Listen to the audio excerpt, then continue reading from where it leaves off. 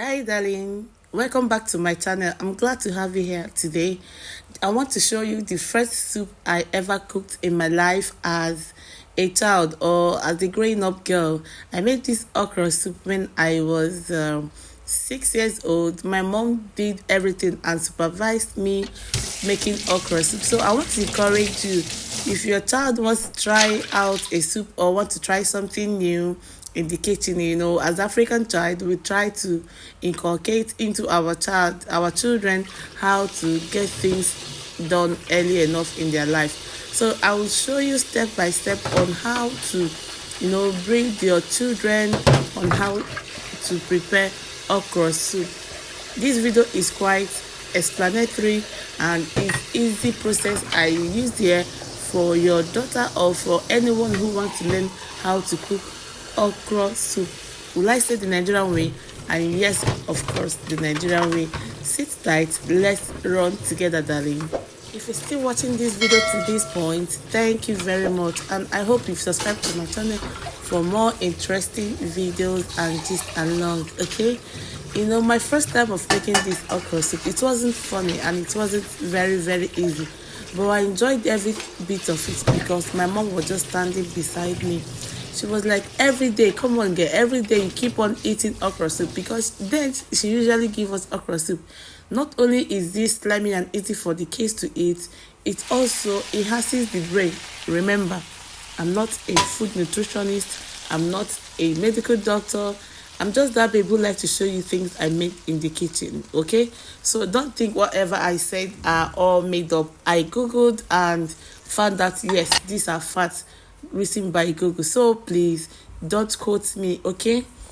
I went ahead to wash my okra in this video, wash my vegetable, and of course please do make sure you wash all your vegetables and even the okra with salt.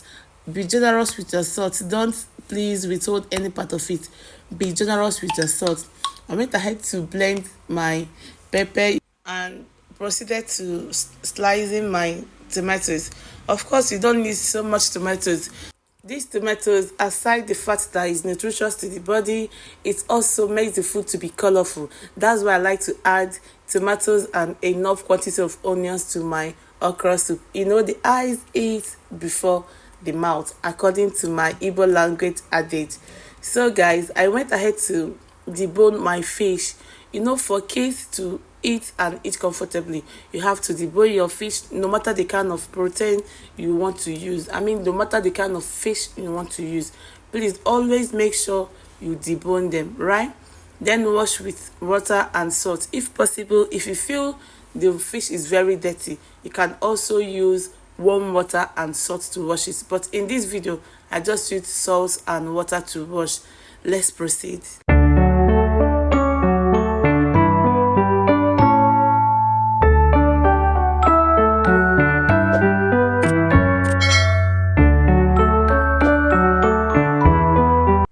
Before I started washing my okra and vegetable, slicing all of that, I'd already started boiling my chicken. You can use any protein of your choice.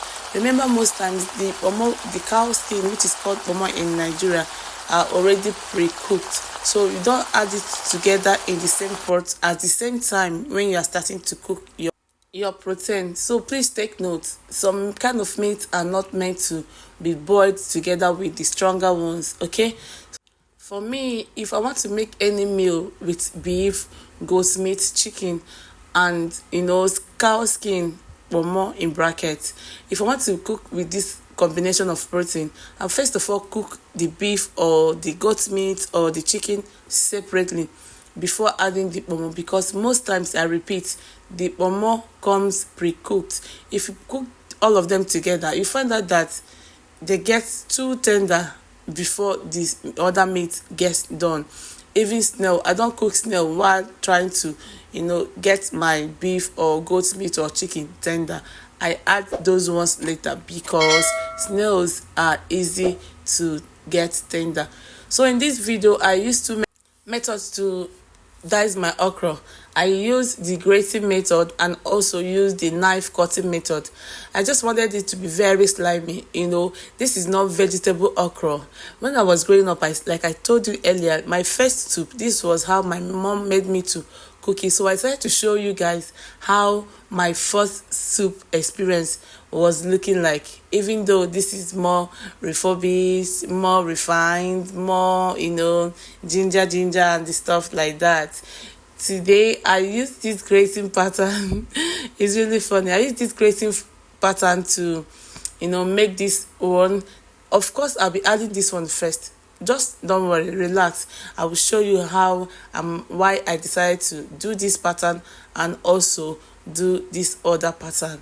My mom told me then that making okra soup is one of the quickest and easy soup for any child to make, or any adult, or even, let me say, men, women, anybody to make. So you don't come and boast with the fact that you made okra soup. What's in okra soup that you are boasting of? So she always tell me that whenever I want to make okra soup, I should get the vegetables and all that very much ready, because once your meat is tender, okra soup is ready. As you can see in this video, I added periwinkle at this stage because it was blocked. Normally periwinkle are like which fish will I call? Periwinkle are like ice fish, like you boil your ice fish when you're trying to make soup. Ice fish is the last thing you add. I'm just using it as an example. I'm supposed to have added this periwinkle last if it were to be fresh, but because it was blocked. Okay, so when you are making yours, do well to add your periwinkle at the point of adding your vegetable, any form of vegetable. Okay, so you see the reason why I said I decided to make this okra in two ways. See, I added the grated one first, which is the basis, and it makes it to be so slimy that when someone sees it, the person will even think that you added ogbono, which is another ingredient used for soup like this. It's so slimy also.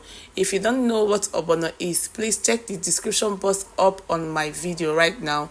You will see where I prepared okra soup. You will understand what I'm talking about. And this type of okra that I cut with knife, I added it as vegetable. That's when you want to make your vegetable okra. So I want it to show on the soup, like be very much visible, unlike when you grate it.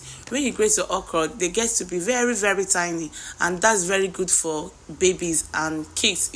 So it will be easy for them to swallow, it will be easy for them to chew on, and the rest of it. So but because I'm just making this video for the purpose of me showing you how I made my first soup as a growing up child, this was how I made it. So after I added the okra that I cut with my knife, I found out that it was too thick and will not be able to get done. Any minute you leave it on fire, it will get burnt. So I added little water to break it even, to loosen it up for it to get cooked properly.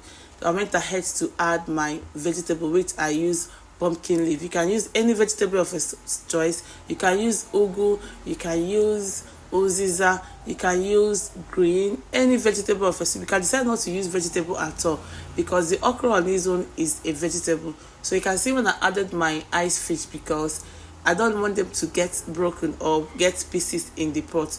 So at this point, guys, our soup is ready. When you add your vegetable, you just don't go ahead to cover the pot.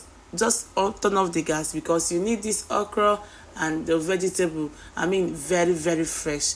It will be so crunchy, and whoever that you serve this bowl of meal this night or this afternoon or this morning, any time of the day, the person will love it. And you watching this video to this point, I hope you do love it. Will you be trying this video out, or this my pattern? Will you be trying out? Please tell me in the comment section. And if you're watching to this point, just know that I appreciate you. I love you. I've come to the end of my story. Do you like my story? Please tell me something in the comment section. And please bring your water. Do you prefer cutlery or your hands? Me, I'll be eating with my hands. As an African girl, as a Nigerian girl, yes, as an Igbo girl, we eat swallow with our hands. We eat gari and okra with our hands. Guys, see you in my next video. Bye.